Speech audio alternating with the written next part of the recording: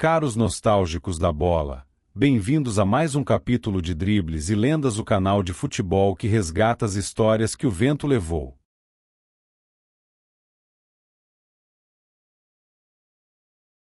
Capítulo 1 – O menino entre dois mundos. Era 1874, e o Brasil ainda vivia sob o império de Dom Pedro II.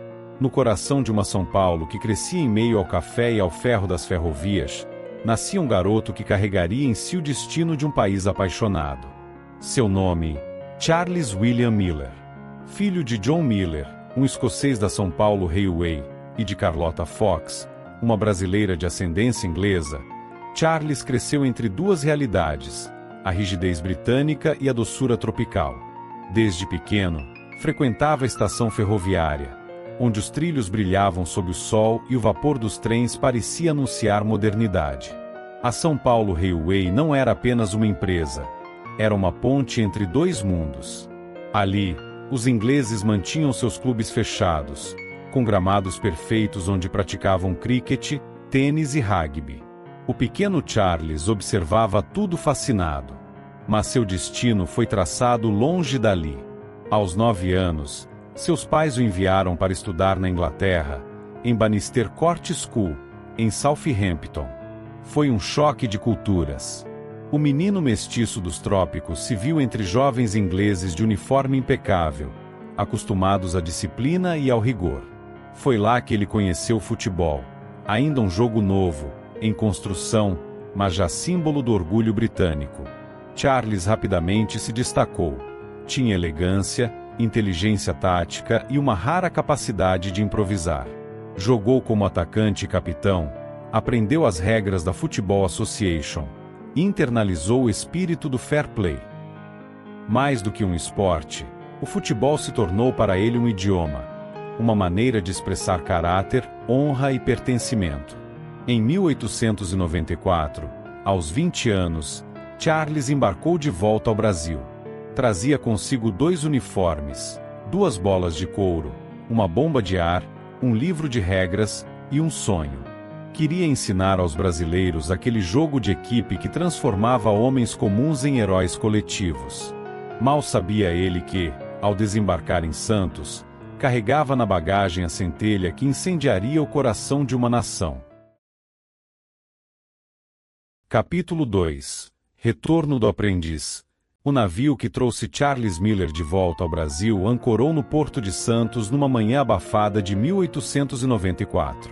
Entre malas e passageiros, havia uma pequena valise de couro que não chamava atenção, mas dentro dela dormia o futuro do futebol brasileiro. 2 bolas marrom escuras, um par de uniformes usados e um livreto com as regras do jogo. Charles subiu a serra de trem, rumo à capital paulista, olhando pela janela o verde das montanhas e as curvas da estrada de ferro que seu pai ajudara a construir. Naquele tempo, São Paulo ainda era uma cidade pequena, de ruas de paralelepípedo, onde bondes puxados por burros dividiam espaço com carroças e cavalos. Mas era também um território em ebulição.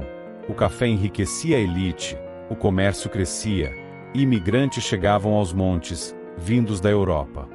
Os ingleses dominavam setores estratégicos, ferrovias, bancos, comunicações. Tinham seus clubes privados, onde jogavam cricket e rugby, bebiam chá e cultivavam um estilo de vida reservado. Quando Charles começou a falar de futebol, muitos riram. Um jogo sem cavalos, sem tacos, perguntavam. Mas ele não desistiu.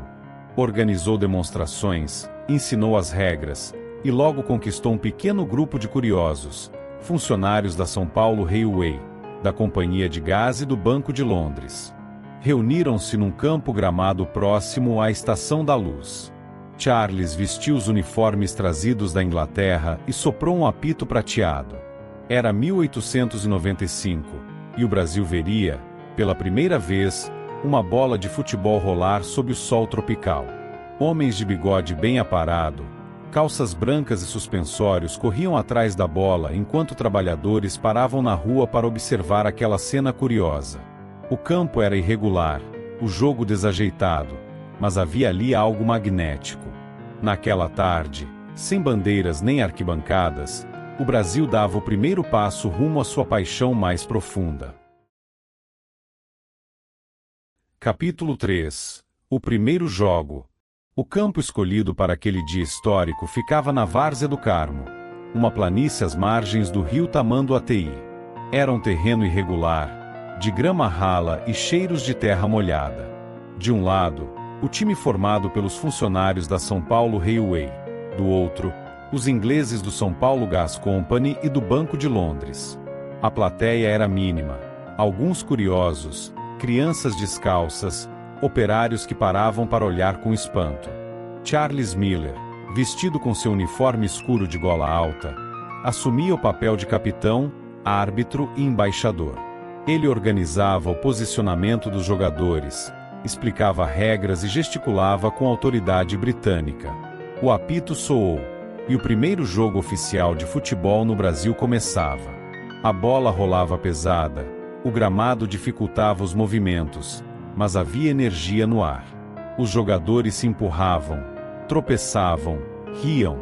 Aos poucos, o improviso tomava conta, dribles involuntários, passes errados, mas também lampejos de genialidade. Charles conduzia o jogo com elegância, sempre de cabeça erguida. Aos 20 minutos, ele recebeu um passe, avançou em velocidade e chutou com força. A bola de couro riscou o ar e tocou a rede improvisada. Foi o primeiro gol da história do futebol brasileiro. Um grito contido ecoou entre os presentes. Alguns aplaudiram, outros sorriram sem entender direito o que haviam visto. O jogo terminou 4-2 para São Paulo Railway. Miller marcou 2 gols e saiu do campo exausto, mas satisfeito. Não havia fotógrafos, nem jornais. Apenas a poeira levantando sob o pôr do sol e o rastro invisível de algo que acabava de nascer. Aquela tarde simples se tornaria, décadas depois, um mito fundador.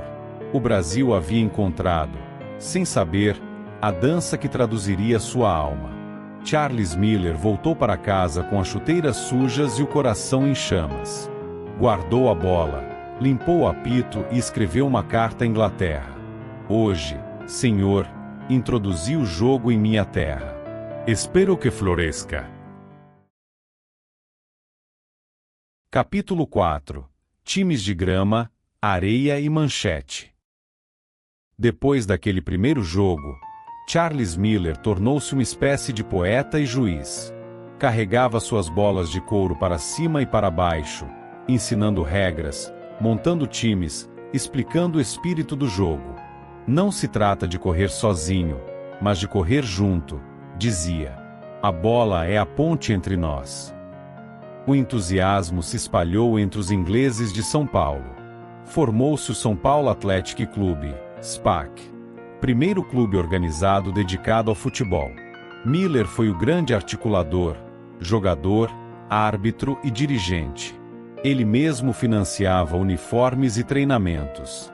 Os jornais da elite começaram a notar aquele novo esporte bretão que invadia os gramados particulares da cidade.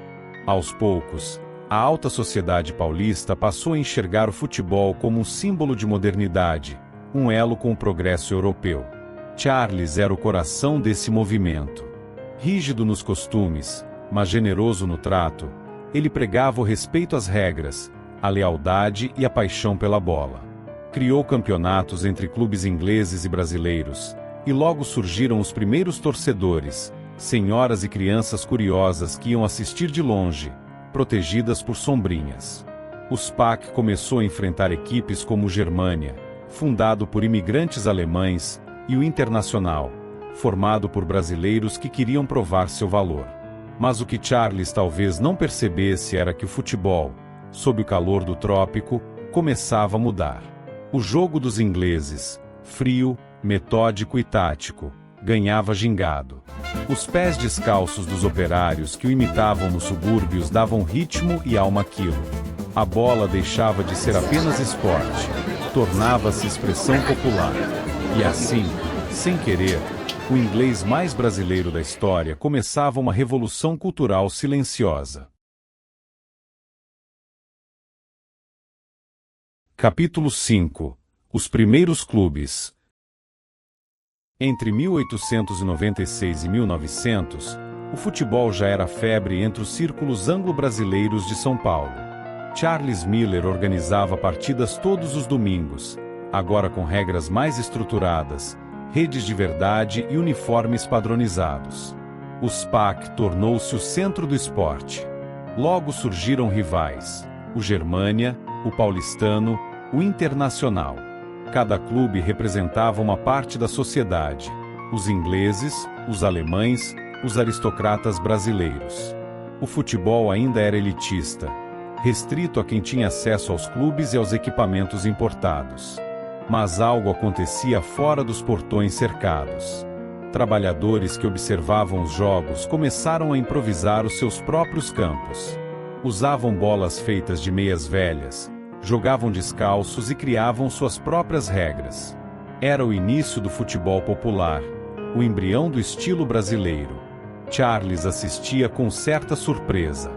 Não via ali uma ameaça, mas um fenômeno natural. O futebol escapava de suas mãos, e isso, de alguma forma, o enchia de orgulho. Em 1902, nasceu a Liga Paulista de Futebol, a primeira competição oficial do país. Charles, é claro, estava entre os fundadores e jogou a temporada inaugural.